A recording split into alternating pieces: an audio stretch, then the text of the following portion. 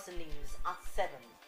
Ondo State government boosts capacity building with unveiling of 2-year training calendar for public servants. Clerics stress role at church for successful 2023 national census. Ahead May 29 inauguration, All Progressives Congress dissolves Presidential Campaign Council. And from the foreign scene, nations scramble to evacuate citizens as Sudan battles rage.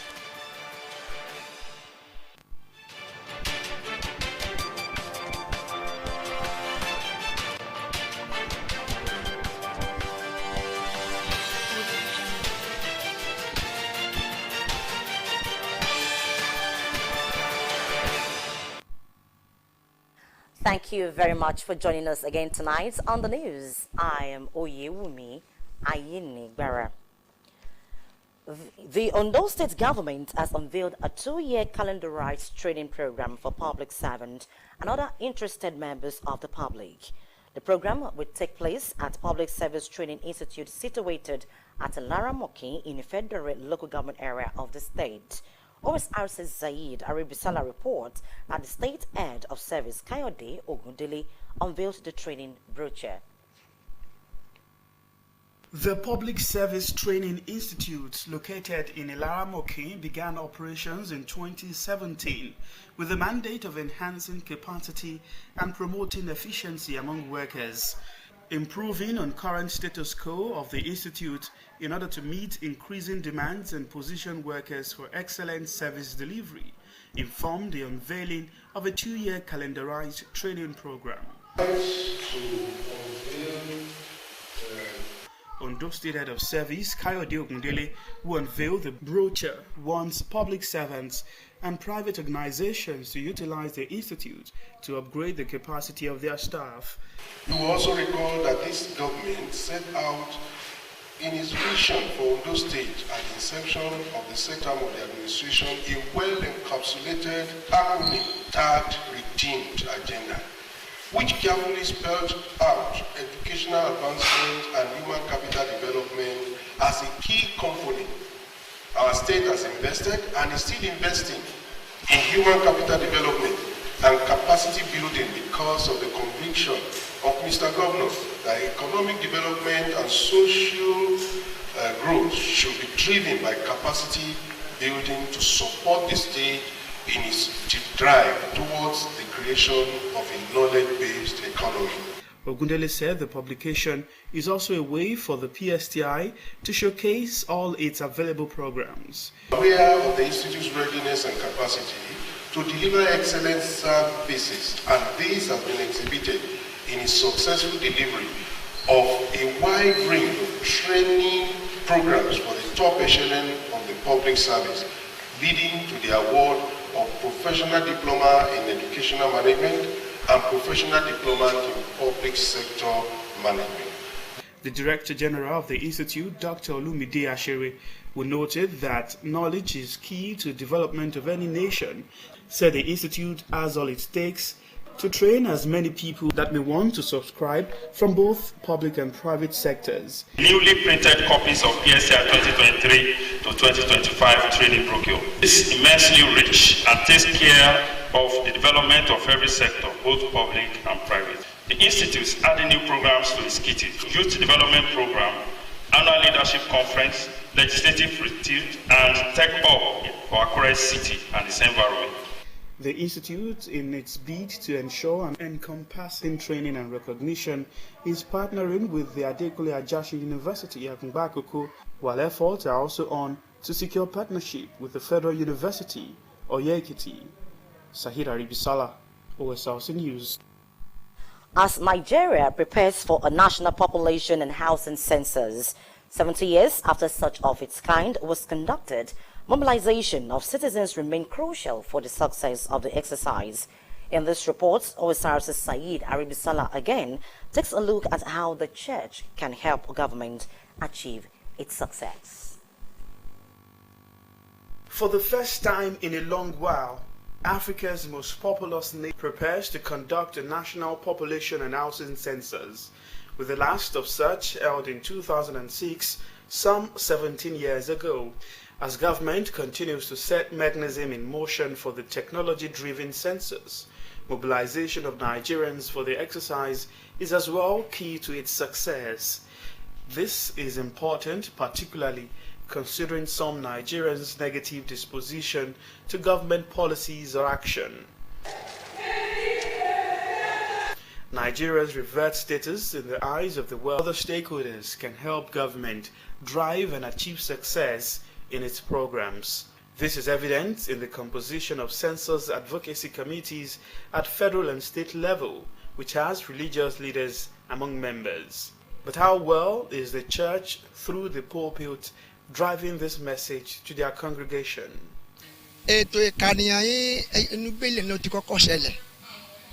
Nígbà tí Joseph àti ìyàwó ẹ̀ aya àfẹ́sọ́nà rẹ̀ èyí tí wọ́n lọ sí ìletò wọn láti lọ forúkọ sílẹ̀ àkókò gbà ẹni abí Jésù Kristi ní ibi ìletò tí ó lọ ṣùgbọ́n fún láti mú ìlérí àti májẹ̀mú Ọlọ́run ṣẹ ni ló jẹ́ kí ìjọba ìgbà yẹn kó pàṣẹ pé láti ka ìṣe ètò ìkànìyàn òun ló fi lọ sí ìletò rẹ̀ ìletò yẹn gan ládẹ̀ bí Jésù Kristi sí nígbà tó lọ sí fún ti ìkànìyàn yẹn so ó ṣe pàtàkì fún ìjọ Ọlọ́run fún ìlú àti orílẹ̀-èdè tí a wà láti rí pé our different blocks vis-a-vis the church. Our work is just to encourage them and to make sure that they allow their houses to be enumerated. We learned some people when they use chalk or whatever to write in their house, they clean it.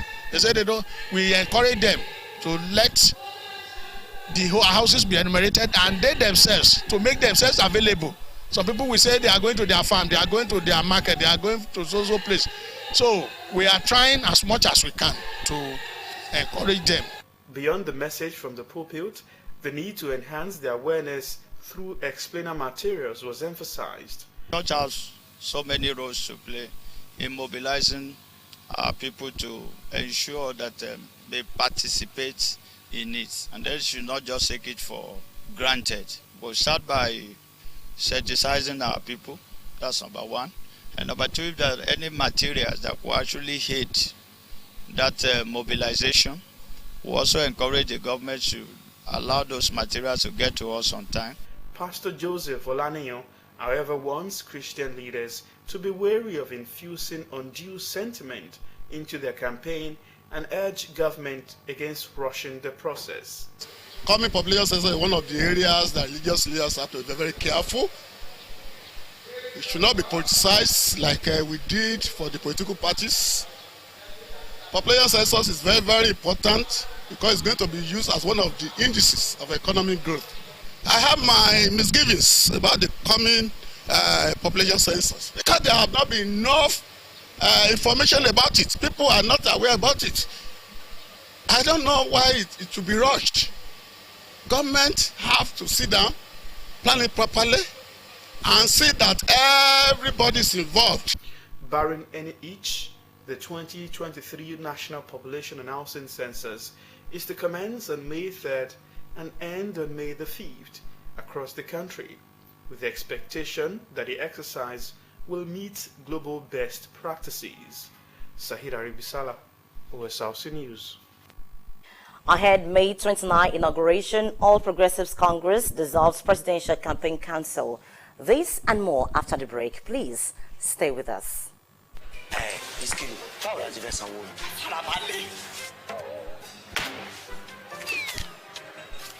1,000. We go wash play tire. Farabade now.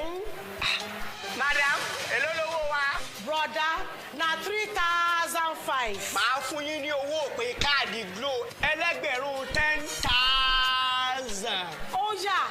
Bring your phone.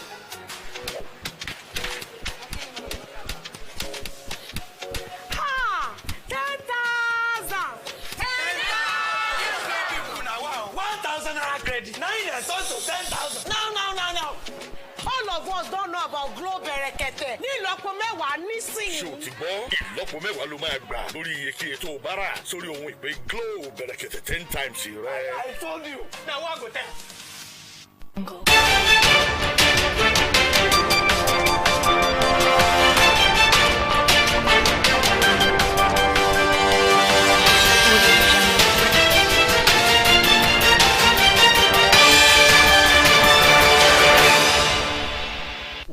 to have you back. You can watch us live on our website www.osrc.ng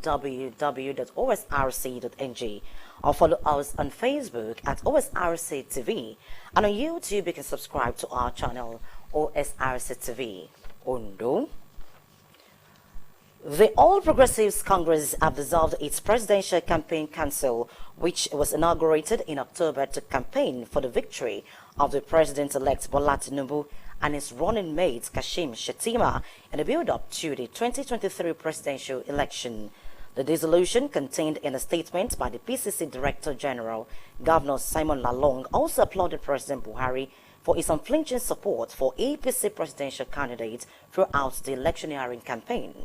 In the statement, the Plateau State Governor also appreciated all the members of the PCC and supporters of the party for working assiduously for the resounding victory of the president-elect.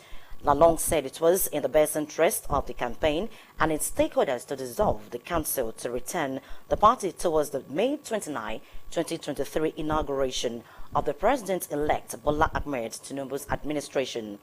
He added that the process of transitioning into a new era of renewed hope is underway, and all energies and activities must reflect the principles underlying the process.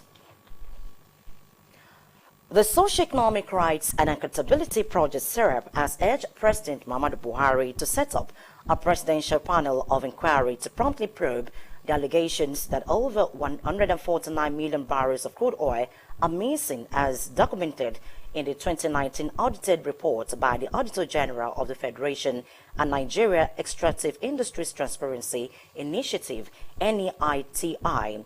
SERAP also urged him to ensure the effective prosecution of anyone suspected to be responsible for the plundering of the country's oil wealth and the full recovery of any proceeds of crime.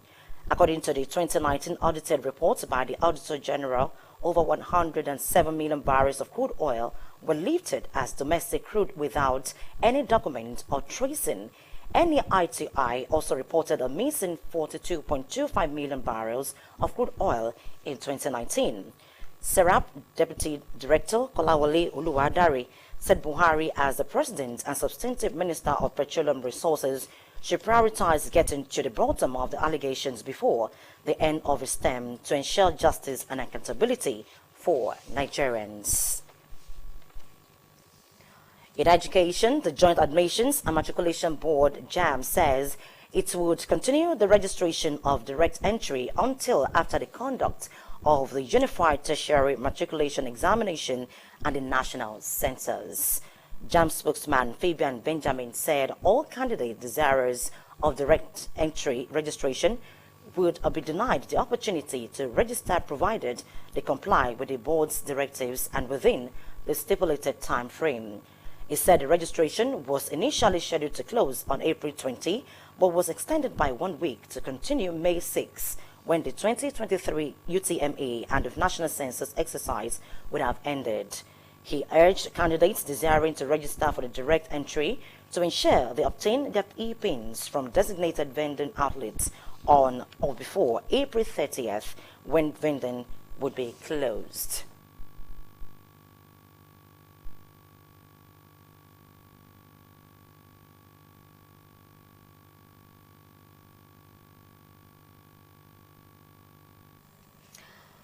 The Nigerian Labour Congress (NLC) says all options must be explored, including working out a safe corridor to neighboring countries to allow Nigerian citizens safe passage and evacuated through the various land borders. The NLC, in a statement, criticized the federal government for the delay in the evacuation of Nigerian citizens trapped in Sudan amid a raging war between two major military factions. President of the NLC, Joe Ajero, said no Nigerian must be allowed to die in Sudan because of the negligence of the federal government, and described as unacceptable the government's excuse that attempting to evacuate nationals through the airport is risky. Ajero, in a statement, urged the federal government through the concerned agencies and ministries to take urgent steps to avoid death and injuries to Nigerian citizens in Sudan.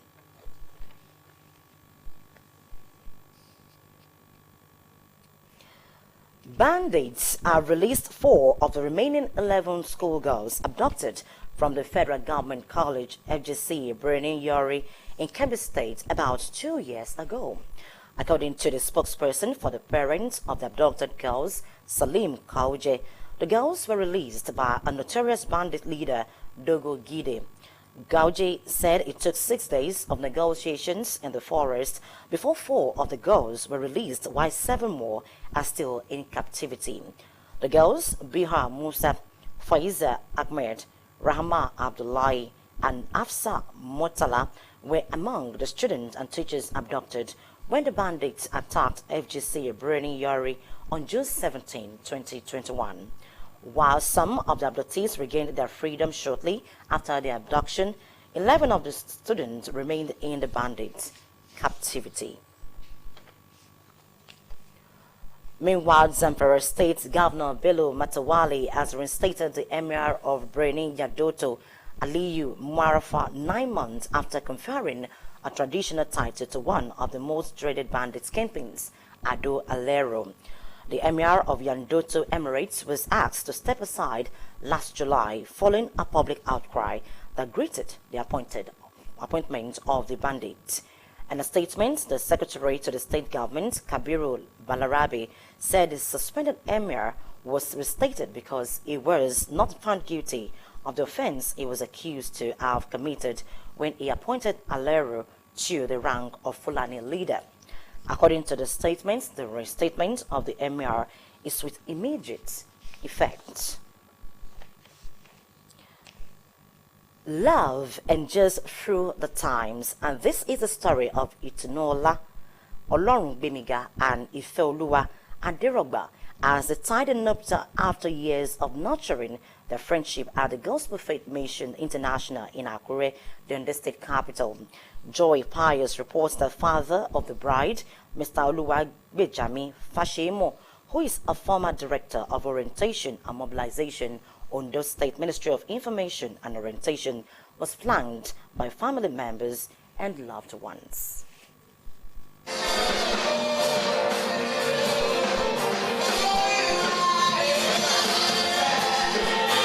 The solemnization of the holy matrimony between Itunuola Oluwagbemiga and Ifeoluwa Aderogba took place at the Gospel Faith Mission International government in Akure, the Ondo State capital.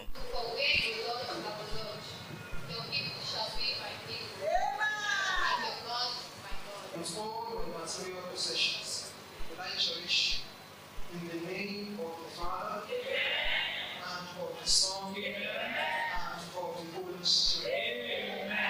The officiating minister, Pastor Shogo Oluyemi, in a sermon themed Biblical Mandate for a Successful and Perpetual Marriage, charged the couple to have faith in God for a bright future and love themselves. Obey your husband.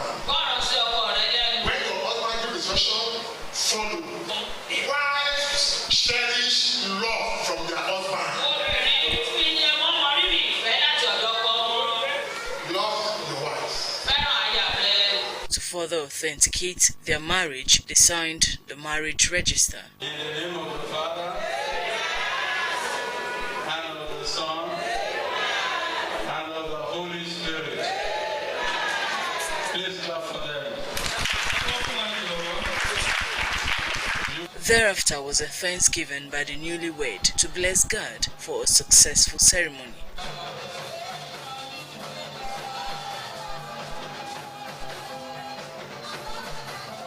The couple, full of joy and hopes, blessed God, vowing to love each other till death do them part. That is the prayer I pray every day, that the will of God and the purpose of God for this union be fulfilled, and we have a glorious and blissful home.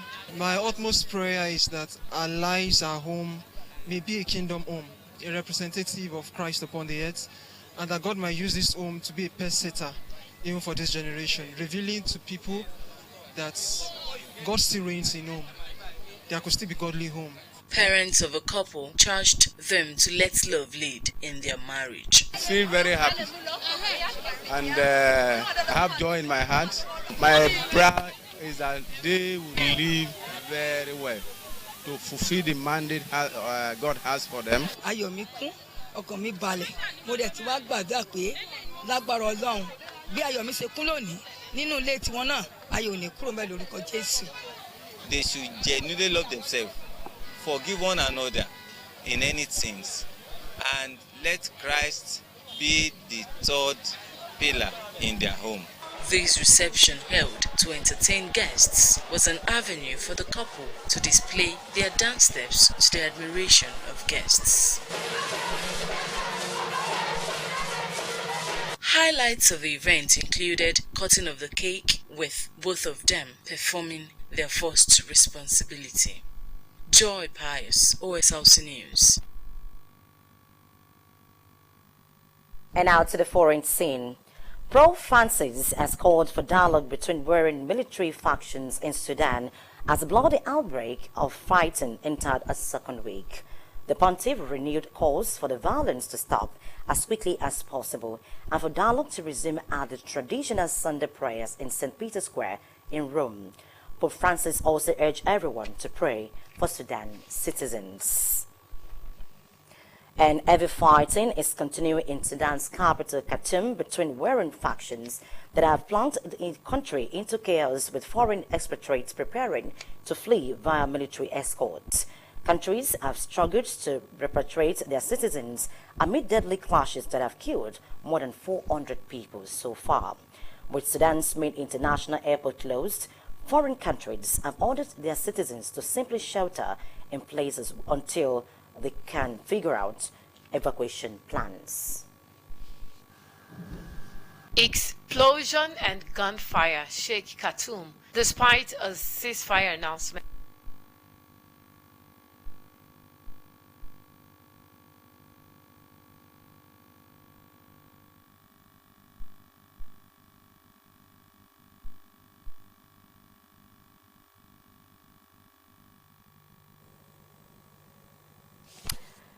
And now in sports. For a long time, many sports enthusiasts had doubted the availability of auto sports in Nigeria. But recently, Nigerians have been engaging in organized and street auto racing. Osrc's Benga Oluwajano looks at the new awakening spirits towards the sport in the country and the benefits it brings, if sustained.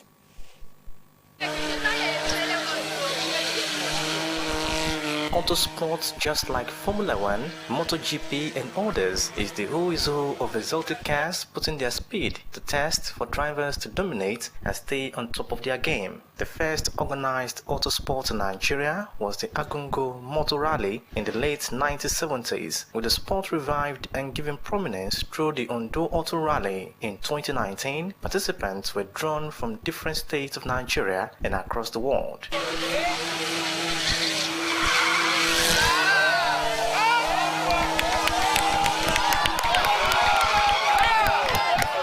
Last Agun Festival, we supply them more than 11 drivers to work with the government on it. So we need more government to participation in it to get involved.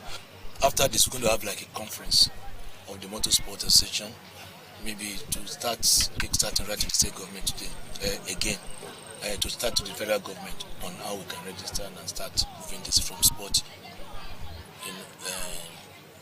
to be acceptable for sport in Nigeria. Ondo State took it to the next level to host the 6th edition of the Auto Rally at the Smoky Hills Golf Course in Ilaramoke on the 1.6 kilometers car track, offering lovers of auto racing the chance to enliven their passion for the sport. Matthew Solomon is the first-time driver in the 6th edition of Ondo Auto Rally and reels out his excitement to participate. Formula One is actually achievable. MotoGP is actually here in Nigeria. All we just need first is an official track, which I think, yes, we have one track in Benin City, that's the State, which we used to have our official racetrack, racing on the track.